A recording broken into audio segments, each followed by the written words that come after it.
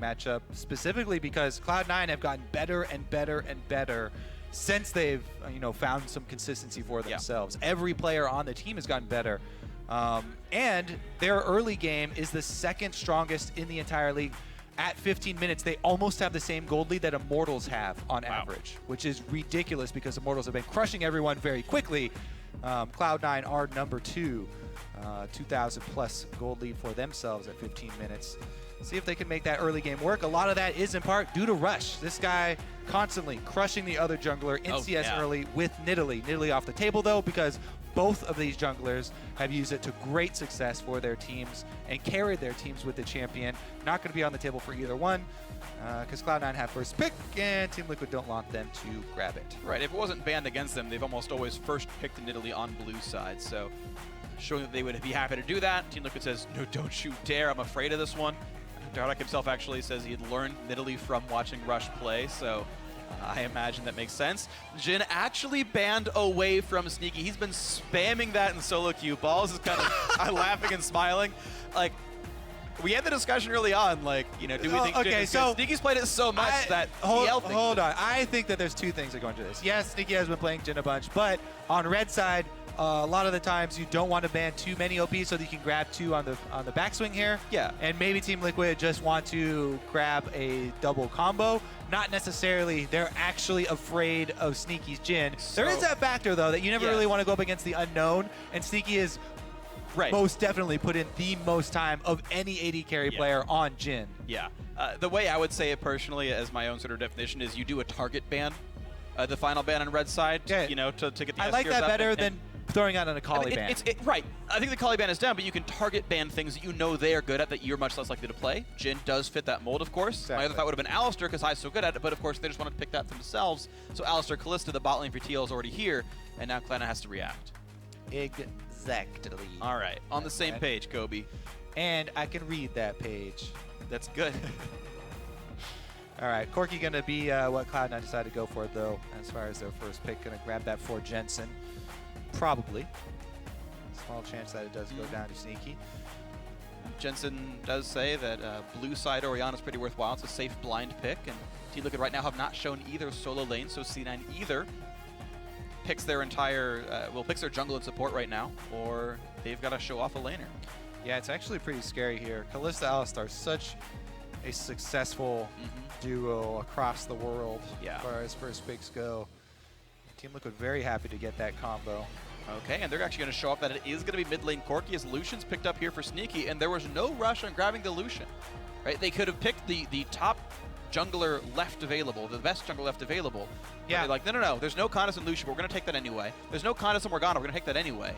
And they're even counterpicking jungle. Yeah, so, what they do here is kind of actually leave Team Liquid the choice of which solo lane Team Liquid want to get counterpicked in, because they could show it here, and then Cloud9 will just have to follow up. But really, High has only really successfully played Morgana when Alistar is banned. Yeah. And he has done it successfully, but it has kind of seemed like they've got a limited champion pool in that position due to him recently switching over to support. Yeah, Quinn makes sense, and Quinn will be locked in, and funnily enough, we've seen Quinn top as well as mid in pro play, so that actually, even though Team Liquid already get to counterpick both lanes, they get to counterpick with a flex pick anyway for this Quinn. Yeah, I mean, that is true. Team Liquid so far have put Lourlo on tank after tank after tank after tank, and so if they do go with the top lane Quinn, it will be Liquid deviating from their normal pattern here they've had for the beginning of the season. And he's against Malphite, which I would not want to put Quinn into. Yes, Cloud9 very happy to pick that away and actually go with Rush on the Nunu once again. Yep, second game in a row on Nunu for Rush. And he's actually done quite well with it this year so far. The full lineup is in, double marksman, double tank, and a nice pick or peeling support here with this Morgana. And a pretty clear style here for Cloud9 now. I mean, they've got the Nunu. They want to control the neutral objectives to draw you into team fights where they can use their Morgana Black Shield on one of the 2 carries and have Malphite and Nunu be damage-soaking frontline here. Meanwhile, Lourlo does take the Quinn into Malphite option. Yeah. But Team Liquid picked like the most annoying comp possible. global jungler, global mid laner, practically global top laner, not even counting the teleport. With a Kalista and Alistar, like, welcome to Initiation Town. See if they can pull it off. Meanwhile, the Twisted Fate ultimate actually seems like it will be not that big of a deal in the early game. Morgana Black Shield. Yeah, true. Down bottom, unless it's some kind of combo here where Kalista and Alistar are post level 6 and they have like a multi-staged engage down bottom and go for a tower dive. Yeah.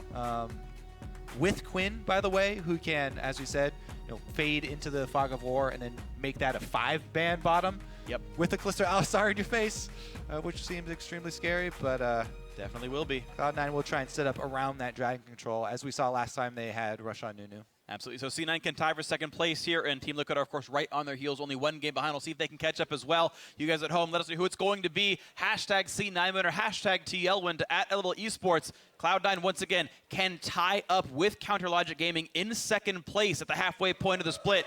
Team Liquid just half a game behind Energy, 1 game behind Cloud9, 1 game behind TSM, and they can get right up in that third place spot. Here we go into the game. Let's see who it is.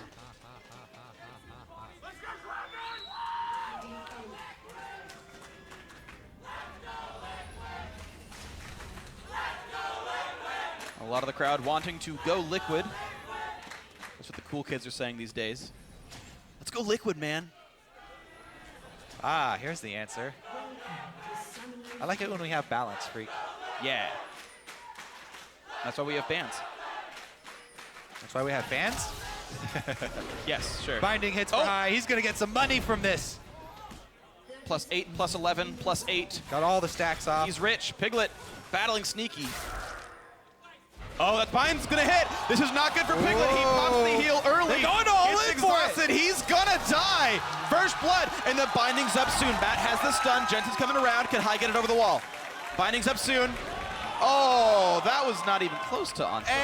Whatever. He got the the first blood. You give him a pass on that one? All right. Question mark? No. It's still solid. It's still solid. But man, the all-in here from Cloud9 on the bottom side engage. So often we see these trades and everyone laughs about it and you just kind of retreat back to your jungle. A little bit of early fighting. But Cloud9 with a substantial gold lead for the bottom lane now. And the first blood kill did go over to High. So not only did he stack up his gold from the Spell Thieves, but he cashed in on the first blood execution there. Not the best distribution of gold for the bottom lane, but they'll definitely take it. That could mean that he goes for a really early Frost Queens. And I mean, he bought a Ruby Crystal, so he's going to have a really early Sight Stone, it looks like. Roaming around in the jungle right now. Now we have ourselves into a lane swap situation. It's still Marksman with Marksman up at the top side. I want more. He's going to get some more, too. Hello, Dardoch. He's helping with red buff. Just kidding. Yeah, he's actually hitting that quite a bit. He actually still hasn't even attacked Dardoch. Lourlo coming around as well. Binding. Oh, he stole it. One of the small parts of red. That's actually a nice bit of XP stolen. Dardoch cannot tunnel under the wall right now, so Lourlo will not have any support. Falls in Matt. Doing battle. Trying to do the same, but stopping Nunu in the jungle is very difficult. And High is fearless. Doing a decent amount of damage. I don't think he can steal this, Yeah. And Dardoch wouldn't have hit level 3 anyway because of that small part of red buff steal, so he had no threat of the You can't really mess with Nunu's jungle. I mean, he's gonna get what he If Smite's on cooldown, I mean, he just casts his other Smite. You're just kind of wasting your own time there messing with him. And Rush happy to get that early experience advantage. I don't think he'll bother going down bottom as Lourlo is going to show up here, and it'll be a standard lane swap here as both turrets will probably go down around the same time. 3-man push. And we'll see how much damage they can deal here. FeniX just holding equal in the mid lane here over Jensen. Has a small CS lead, but only because there's more minions alive right now. So this mid lane is basically equivalent. Also keep in mind that Twisted Fate passive will inflate Team Liquid's gold overall. Though it doesn't really mean they played better, just he has money as a function. Gonna lose a lot to this turret though, for Jensen. He's gonna, he lost like 4 casters. And gets harassed under the turret, so FeniX doing a good job. Very well done. Pressuring this matchup. That's gonna be damage. Not quite. Jensen cutting back properly. We're gonna see the turrets go down. Balls gets it down, and he will allow the freeze. Team Liquid doing the exact same here, and Both top laners were given the golden XP solo. I believe that recall was in range to share. Oh, maybe it was. I couldn't quite tell from Matt. Yeah, camera didn't pan down quick enough. Not sure if he did, but I think it might have been split there. Okay, that's a possibility. Gold-wise right now, Lourlo is about 50 gold back. Are they going to go for a push here up on this top side? They do have the deep ward. They can come bring the blood boil as well. Not opting for the blood boil. Okay, just standard then. Okay, yeah, I thought maybe you bring up Nunu, you take Herald, and you push for top tier 2, but yeah, no, they had balls hold the wave until it was time to finally recall back. He got level 3 by doing so, and now Sneaky's right back in the same lane he was just in. Yeah, so the only problem with that is that while Rift Herald does provide more pushing power, I mean, Quinn, even low level, and they could rotate Twisted Fate up there maybe for the wave clear. I don't think it's that much risk. And yeah, I mean, it would just mean it kind of stalls out. But yeah, taking the Rift Herald, I am a very big fan of. People really underestimate that global gold that it does give you. 250 is nothing to scoff at, and the buff does extraordinary things, even early on. True. But not going to go for it. Rush is just going to try and hard farm his own jungle. Has earned himself an experienced lead. Yep. So we're going to see the 2-on-2s fighting up in the top lane here. Piglet and Matt don't have a turret, but keep in mind, Twisted Fate's going to hit level 6 before too long. Rush just like you can't fight Nunu, Dardoch. And Dardoch just runs away. Red buff rushes now. He's tagged him. He can run him out of his own jungle. There's nothing in the jungle for Rush to take, so he doesn't really get anything off of it, but it's funny to him, so. Yeah, it is. Ooh, nice bind by High, playing very aggressively, and trust his reflex to not get comboed out by Matt. He could black shield himself in time. Hits him back with a couple of spears, and you got to respect that, of course. Gonna play bench strong from High. They're going to try and deny some of these CS here with the big wave, but a little bit risky. Rek'Sai has recalled, and the question marks do go down. Pings on Rift Herald. Now they will snap that. Snap? That's not a... Close enough. They will nab or snag. I know what you're going for. Exactly. I get it. 70 gold to Sneaky, and here comes the hit for Rift Herald. 6 minutes in. Shouldn't be too big of a risk. Of course, Rush is tanky, can hit it soon. High is taken for now. He's planning on going back to base. Assume so. Pop goes the eye, and they're going to let Rush get it. All right. Pretty standard here. Now going to send Malphite down back into that long lane. Balls is only level 4, but he does have a couple of pink wards to watch for him. Has to be a little bit careful this early on, though. Dardoch showing himself topside means all Ball's worries are put to rest. Should be just fine. Quick pink ward by Jensen, watching his top side brush. Not only will that defend him from some of the angles Dardoch can gank, but it also helps Rush get in himself. Wow. Twisted Fate is level 6 now too, so that level 4 Malphite might be target. Sneaky didn't buy much off his last recall. I don't think he actually finished the back because he's still sitting on double thorns with 1,200 gold. So if he would have backed, he would have had BF sword. Or he already had the double longsword. But either way, not a lot of items in his inventory. Kind of similar for Piglet here. Bot lane pushing in, and Rush will keep Balls safe, holding his hand a little bit. I mean, he shows just because they want to allow Balls to get free farm on this. They need level 6 Malphite for this mid game. He's not going to soak there. High thought Sneaky was going to get rid of the cannon minion, so he tosses the bind out, and instead cannon blocks the shot. Piglet's safe. And Dardoch coming around the wings as well. And keep in mind, Rush just showed bottom side, so Dardoch knows he has a few seconds, and but walks through a ward. Trying to claw his way to level 6, but he doesn't have it yet. So even the teleport coming in would not go in Cloud9's favor. They have to give it up here. With the threat of a TP from Lourlo. This just going to take a lot of damage right now. And High, feeling now safe, puts some damage back on a Matt. Sneaky walking into range yet again. They will keep the turret alive. It just denies some CS there from Sneaky. So it's a power play there from Team Liquid. Anytime you see one of these big waves form in the lane swaps, you always look for the deny. They were able to deny a little bit from Sneaky. So that's where you can see pretty decent CS lead actually for Piglet so far on Kalista. Yeah, it's pretty Some of it coming from that recent play. The +9 helps. Ball's now level 6. Lourlo is 2 minions away. There it is. Level 6 for him now. So all of the ultimates are available except for the ones on the supports. That means the global pressure is now online for Team Liquid. Killing away some pink wards. Lourlo will turn back into travel form and head back to the bot lane soon. Blue buff, easy setup, easy take for FeniX. And so a fairly low impact early game outside the level 1 kill. Yeah, what I would look for now for next steps for Cloud9 would be to try and hard shove this top lane actually with the duo, have them recall for Sneaky's purchase, and force that early dragon to get their dragon stacking going with the Nunu. Yeah. Lucian has the opportunity to shove this in pretty quickly, and they can try and put someone else up there to the top side. Nunu is already actually heading down towards it, but Dardoch's a step ahead, laying down tunnels and clearing out vision. That becomes a really risky play. There's a lot of global tools for Team Liquid. The Quinn, the TF, and the Rek'Sai all can try and answer this early move, and the first dragon really does tell a lot for this matchup of these two comps. So maybe Cloud9 don't want to risk it. It is fairly risky to go for that, and well, they're making the call to do it actually, just as said. Will comes down bottom. They send balls up top with his teleport, but the package used. Kill the Raptors. I think it was going to time it anyway. I guess their well, yeah, it's going to off. time out, but missing that timing is kind of a big deal. I agree. Cloud9. Yeah. He recalled on Fade Sheen, then hoped it would line up with everything else, and wasn't to be the case. Jensen pushed into his turret pretty constantly, but he will be the first player to 100 CS at 10-24 into this game. So winning in the farm game right now, bot lane under pressure, and they got there well in advance. Piglet has to realize he's got to just knock this top lane turret down himself. Yeah. Honestly, I would have Rush soloing Dragon right now if I was Cloud9. I would make that call rather than... Okay, so, grabbing away Wolf Camp or something is decent, but I don't know. They even get their own blue. There's 3 people up here. Consume Spite. It doesn't go to Corki. I mean, you get the experience from blue, but... yeah. Dragon feels like it's...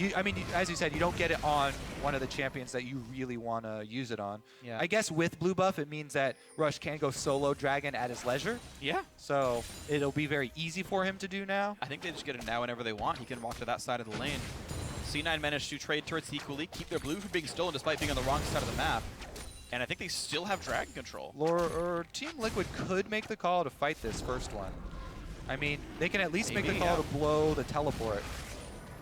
They gotta go now, though. Liquid bot first. Again, a lot of money right now on C9 pockets. Most of them hitting 1,000 gold right here.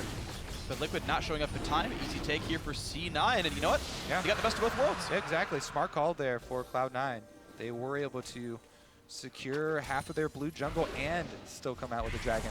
It does mean that the dragon is delayed a little bit, maybe a minute and a half or so. Sure. But that's not really an issue. They were able to get a lot out of that, so... Blue buff does, increase the clear speed of Nunu pretty significantly. Yep. Well played. Good things here. Lanes match back up at the top side here. Lourlo and Ball's doing battle.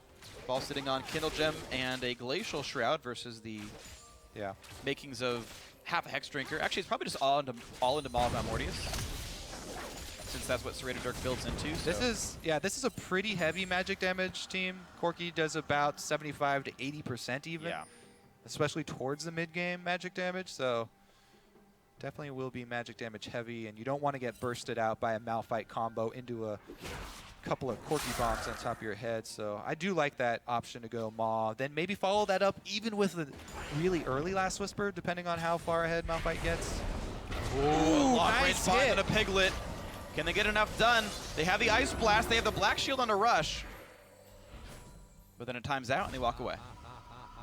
It's funny to him.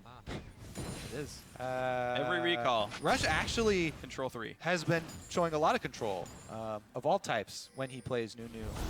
Has not been overextending, has not been flash snowballing as we saw in his debut Nunu game. He's not building a I really do like the measured play. Yeah, he's in control of the game. He's not building a farm lead over Dardoch. Dardoch is actually slightly ahead gold-wise. Oh, Skirmish breaks out. TF ultimate popped. Another bind hits a minion. He flashes in, goes to the play into high, and that's going to be the kill picked up. Piglet gets the first of the game for Team Liquid. And now Jensen forced to wave clear onto the turret. TL with a nice pickup. The support gets picked on early in the game, easy to burst out high, and Team Liquid are going to claim their Rift Herald after that. Really nicely done. All right, so kill turns into Rift Herald. Jensen forces stay in mid. Now Resh wants in flash snowball. He does it after all. FeniX flashes out of the absolute zero. Flash for flash. Not the worst thing in the world, but with cooldown boots, it's kind of a shorter cooldown for the mid laner. Yeah. I mean, I guess it's the same for it is Resh. good. It is nice to burn the flash from Twisted Fate, but man, this combo there, Matt was able to get the headbutt back after he uses the pole flash as well. I just didn't see it coming. TF ult popped, and he just didn't respect flash pulverize. So good play by TL. Mistake by High. C9 though respawning, going back into the mid lane, doing what damage they can. Finding misses. Now you've got to respect Matt once again. No flash, but can still headbutt pulverize. Yeah, Team Liquid did blow quite a significant amount on that play, and Cloud9 have both side lanes pushing, so they're trying to capitalize on their wave pressure right now and take down mid turret. Going to be difficult though. Dardoch is going to play the front line, just soak while the rest of the team tries to wave clear. Yeah, sneak with They the get get it. Yeah, no damage to turret even. Yeah, really nothing done right here. Black shield on, but still. Technically, they got a blue steal out of it, but Okay, something. But right now the gold is in Liquid's favor here. Probably the reason it's even tipped is the TF passive, of course, but still it's pretty good to be Liquid right here up against Cloud9. And, you know, in their last, what, 5 games, they're 4-1. Ooh. And they can maybe make it a 5th win right here. Dardoch chunked to half. Matt even lower. Culling comes across. A lot of damage on this jungler. And that might give C9 control once again of this mid lane.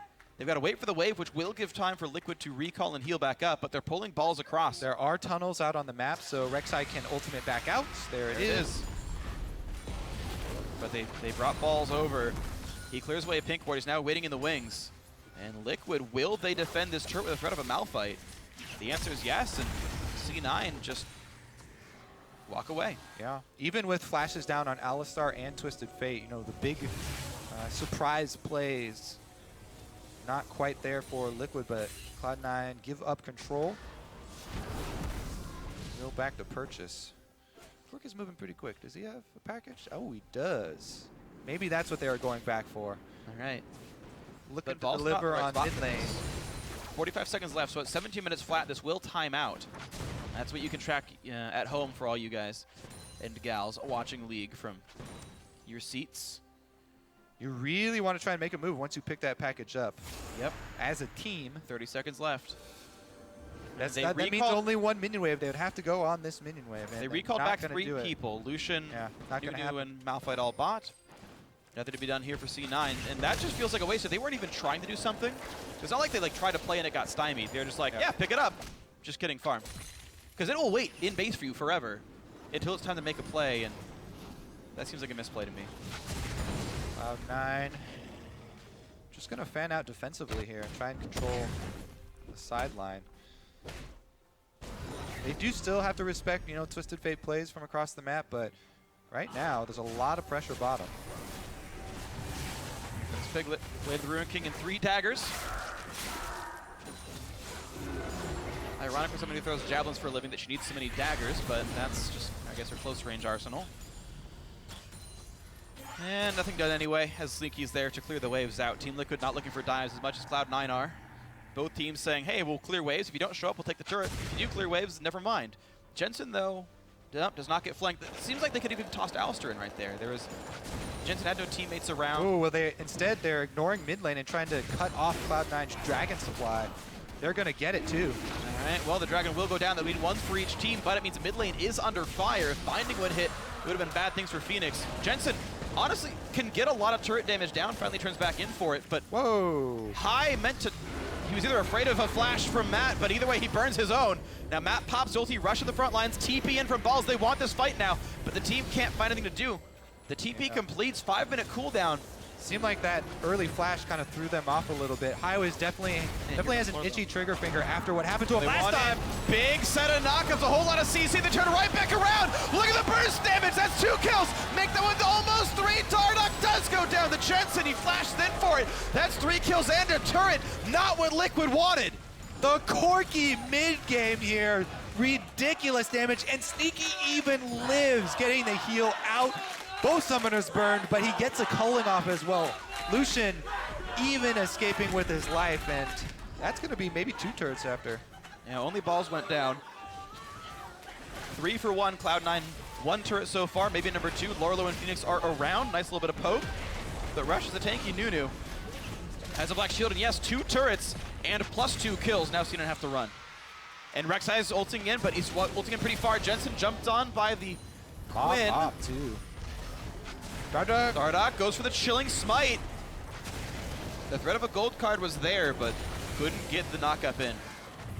FeniX is really low, actually has to respect some spam here. Rush Chunk pretty injured as well, thanks to a cannon minion going down, gets 20 HP back, and will slink away. Let me take it. Yeah, let's take another look at this.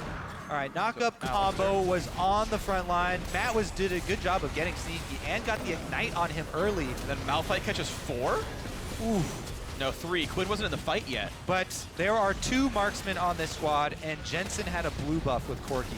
Just absolutely dumping out the damage with his Trinity Force, flashes forward. Everything was focused on sneaky, so Jensen really got to take over that team fight.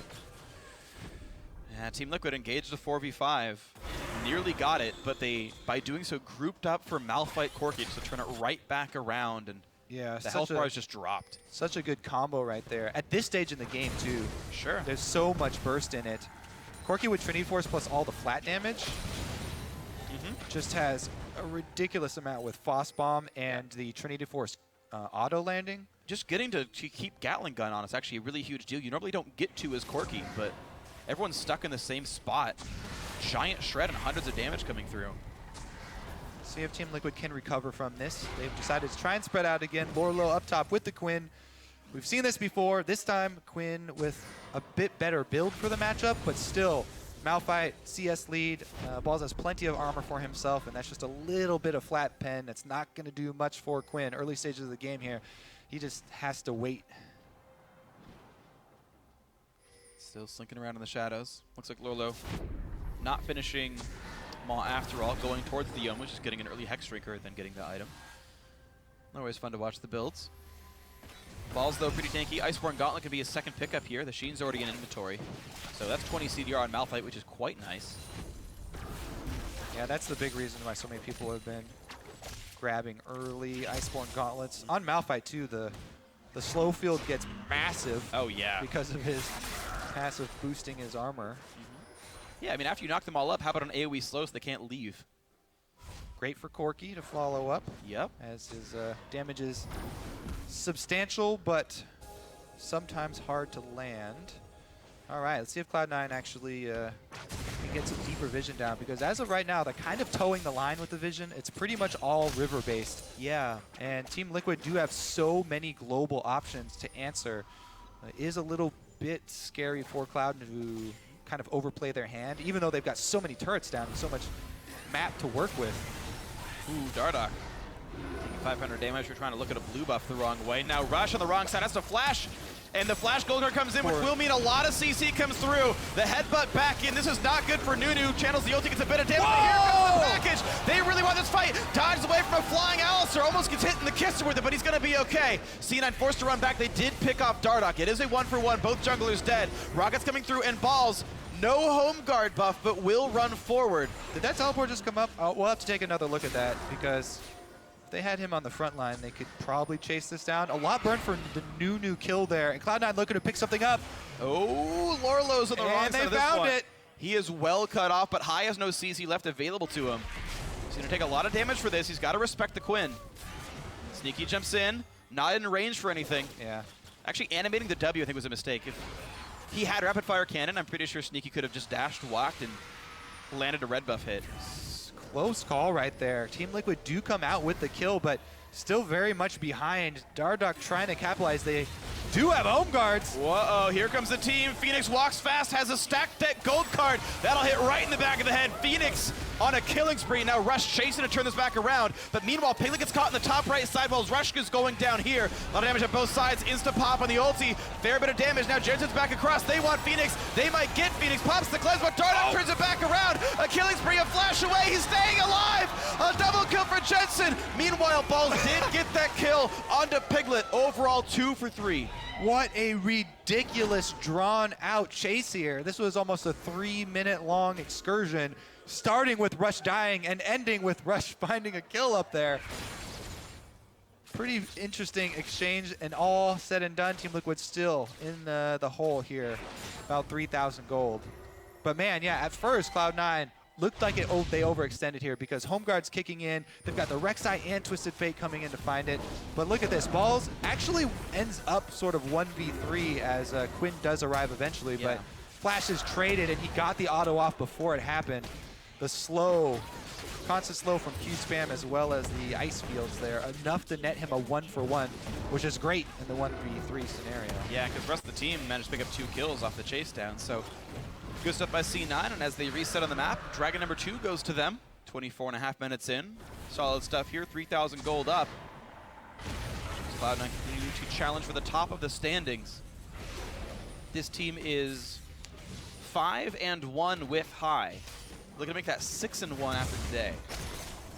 So I think Team Liquid really need to continue along with the strategy that they have. Whoa, never mind, team fight.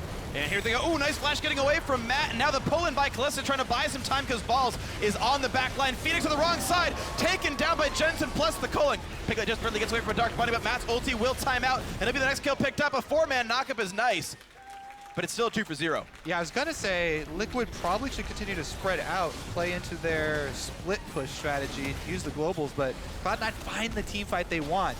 Balls initiates, and now they're going for Baron. You gotta be respectful of Dardoch in the wings. Smite steals can happen even against Nunu. Looking for the damage. There's the burst in, a lot from Quinn, but no kill quite picked up. High's gotta respect Baron damage, though he could go down. Oh, there's split Piglet and Dardoch at the backside. There's the pickup. Baron Nashor goes down. Cloud9 with like 900 total health on the team, able to walk away. Woo, definitely exciting. Team Liquid actually losing a kill on top of the Baron right there, so a big swing for Cloud9. But that team fight that they were able to find in the mid lane was a very big turning point. When you have this Quinn versus a frontline Malphite and Nunu who has Frozen Heart already, team fighting is almost impossible. Quinn is so bad at team fighting versus a frontline like this. He can jump in once and boom, he's out of the fight, burns down. Smite actually was just used there, so there's not even a hope of stealing. I don't know why they're hesitating here. It almost cost him his life with just an auto attack there. Yeah. But Smite was used during the skirmish, so immediately should back off after that. As you mentioned, the split push possibilities of Team Liquid, they have it with Twisted Fate. I mean, you draft this comp, you have to play to that comp. You can't team fight a Malphite Nunu frontline unless you get a crazy, weird snipe from somebody, picking somebody off while they're moving through objectives.